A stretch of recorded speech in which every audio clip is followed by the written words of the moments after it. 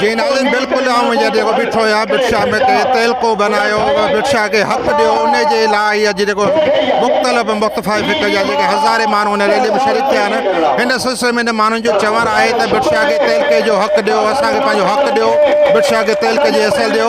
इन जो चवण है तो 1 लख खां वधीक जेका बिरसा आबादी रखे थो शाह अब्दुल लतीफ़ भुट्टाई जे करे इन मुनफ़रद हैसियत है उन खां पोइ बि जेको असांखे पंहिंजो हक़ नथो ॾिनो वञे इन रैली में शरीक मानू जो चवण हो त असांखे बिरसा जो तेल को बनाए असांखे पंहिंजो हक़ ॾिनो वए इन सिलसिले में उन्हनि ॻाल्हाईंदे चयो